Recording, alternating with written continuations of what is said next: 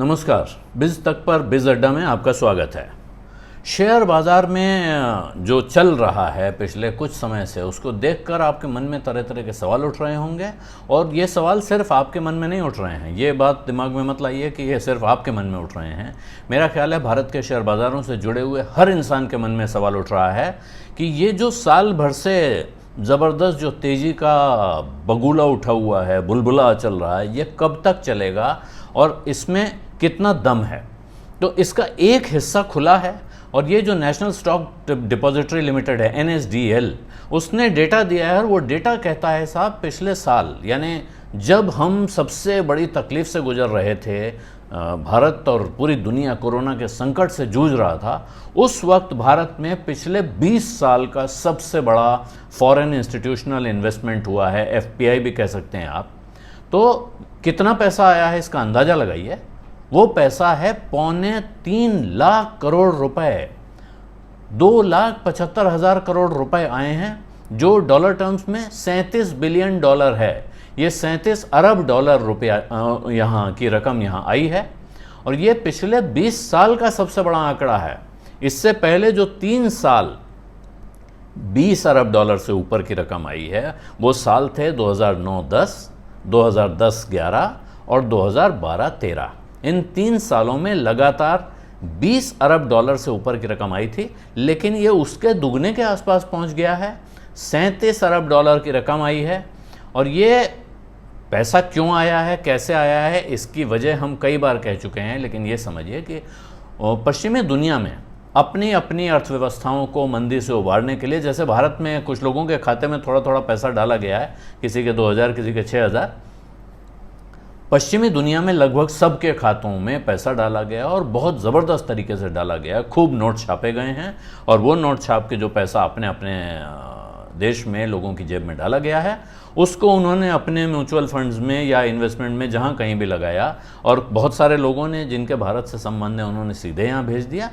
वरना जो बड़े म्यूचुअल फंड्स हैं, उनके ज़रिए वो घूमता हुआ भारत पहुँचा है, जिसकी वजह है कि ये पैसा यहाँ इस बड़ी तादाद में आया है। और उसकी वजह से ये बाज़ार इतनी तेज़ी से लगातार चलता जा रहा है। लेकिन अब सवाल ये है कि क्या ये बाज़ार ऐसे ही चलता रहेगा। तो अब इस पर शंका उठ रही है। शंका पहले भी उठ रही थी, ऐसा नहीं कि पहली बार उठ रही है। तमाम लोग पिछले साल से ही शंका उठा रहे थे, लेकिन वो शंकाएं साल भर तक गलत साबित हुई हैं, ये ध्यान रखिएगा। अब क्या वो शंकाएं सही साबित होंगी, ये जानने समझने के लिए ज़रूरी है जानना कि शंका है क्या। शंका ये है कि अब जब दोबारा लॉकडाउन का डर लग रहा है, और ये भारत में नहीं है, ये तमाम उन देशों में है, तीसरी दुनिया के देशों में, जिनको एमर्जिंग मार्केट्स कहा जाता है, वहाँ इस तरह की तकलीफ पैदा हो रही है। और वैक्सीनेशन को लेकर कि कितने लोगों को टीका लगा, इस पर तमाम सवाल उठ रहे हैं। इसकी वजह से बहुत सारे जानकारों का कहना है कि शायद, और दूसरी तरफ अमेरिका में, यूरोप में थोड़ा सा हल्का सा रेट बढ़ने के आसार दिख रहे हैं। अमेरिका में तो दिख ही रहे हैं, यूरोप में अभी मुश्किल है। ब्रिटेन में तो कहा गया है कि 0 इंटरेस्ट रेट के लिए तैयार रही है। जर्मनी में नेगेटिव इंटरेस्ट रेट चल रहा था, तो वहाँ नहीं। लेकिन अमेरिका में अगर रेट थोड़ा भी बढ़ता है, बॉन्ड यील्ड बढ़ रही है, तो फिर बहुत सारा पैसा यहाँ से खिसकने की तैयारी कर रहा है, लोगों का ये कहना है। और इस कहने का एक उदाहरण आपने अभी 12 तारीख को देखा। अब सवाल यह है कि क्या आगे गिरावट रहेगी या नहीं रहेगी। इसका जवाब देखने के लिए हमको चलना पड़ेगा डॉलर के बाज़ार में। और डॉलर का जो बाज़ार है वो आपको क्या दिखा रहा है। डॉलर के मुकाबले रुपया लगातार गिर रहा है, डॉलर महंगा होता जा रहा है। डॉलर बढ़ते बढ़ते पिछले 1 महीने में ये करीब 72 रुपये 69 पैसे से और पहुंच गया है 75 रुपये 18 पैसे तक, यानी 3 रुपये का फ़र्क आ गया है। ये फ़र्क फिर वही बात है, हम आप कहें कि 3 रुपये में क्या होता है, लेकिन अगर आप हज़ारों करोड़, लाखों करोड़ रुपए की बात कर रहे हैं तो बहुत फ़र्क पड़ जाता है। इसलिए, और ये चीज़ महंगी कौन सी होगी, जिसकी डिमांड होगी। डॉलर और रुपए में डॉलर के महंगे होने का अर्थ क्या है। अर्थ यह है कि ज़्यादा लोग डॉलर खरीद रहे हैं और रुपया बेच रहे हैं, यानी लोग भारत से पैसा बाहर ले जाना चाहते हैं और वो डॉलर को खरीद रहे हैं। जबकि अगर डॉलर भारत में आ रहे होते तो डॉलर बिक रहे होते और रुपया खरीदा जा रहा होता तो डॉलर का दाम गिरता है। तो ये एक संकेत है, ये एक संकेत है मात्र, ये ध्यान रखिएगा। ये कोई कंक्लूसिव एविडेंस नहीं है कि पैसा जा रहा है, लेकिन एक संकेत ये है। और दूसरा संकेत है कि 12 अप्रैल को 176.47 176.47 मिलियन डॉलर यानी लगभग 17 करोड़ 64 लाख डॉलर यहाँ से निकला है भारत के बाजार से। लेकिन इससे पहले सिर्फ अप्रैल के महीने में देखें तो 5 अप्रैल को 26.7 मिलियन डॉलर आया, यानी 2 करोड़ और 67 लाख डॉलर यहाँ आया।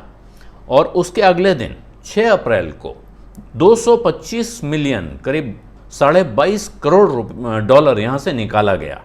उसके अगले दिन फिर करीब करीब उतनी ही रकम निकली है।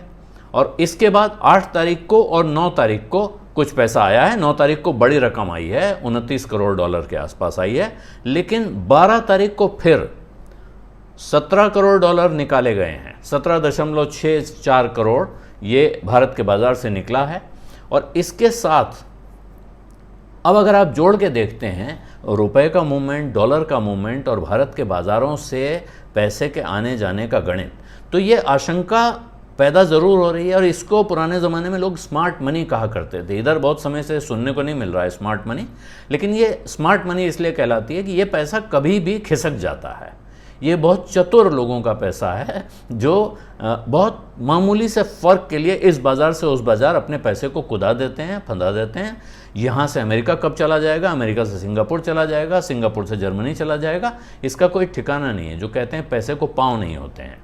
और अब दूसरी चीज़ समझिए कि आपके पास पैसा है, आप हिम्मत वाले हैं तो आप शेयर बाज़ार में पैसा लगाते हैं, आप में हिम्मत कम है तो आप बैंक में रखते हैं या कहीं और कंपनियों वगैरह की एफडी करते हैं। लेकिन अगर अचानक आपको पता चले कि साहब जिस बैंक में आपने पैसा रखा है उस बैंक का हाल ठीक नहीं है, तो सबसे पहले आपके मन में क्या आएगा? सबसे पहले आपके मन में यह आएगा ब्याज व्याज किनारे रखो, सबसे पहले अपना पैसा निकाल के घर ले आओ। आपने पीछे कई बैंकों में देखा होगा कि उसके बाहर लाइन लगी हुई है क्योंकि खबर उड़ गई कि बैंक बंद हो रहा है। तो अगर अमेरिका के लोगों को ये डर लगने लगा, यूरोप के लोगों को ये डर लगने लगा कि कोरोना की वजह से दोबारा लॉकडाउन हो रहा है, वैक्सीनेशन नहीं हो रहा है, इन सोसाइटीज़ पे या इन देशों की इकोनॉमी पे बड़े पैमाने पे कोई संकट खड़ा हो रहा है, तो ये जिसे मैं स्मार्ट मनी कह रहा हूँ, इसको कितना वक्त लगेगा खिसकने में ये कहा नहीं जा सकता। इसलिए ये डर पैदा हो रहा है और इस डर के कुछ संकेतक दिख रहे हैं।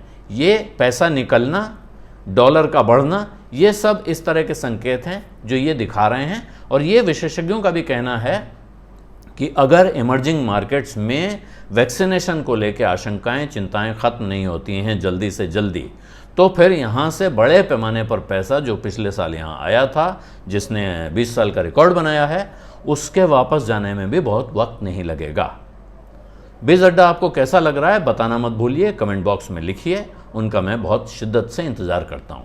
धन्यवाद, नमस्कार।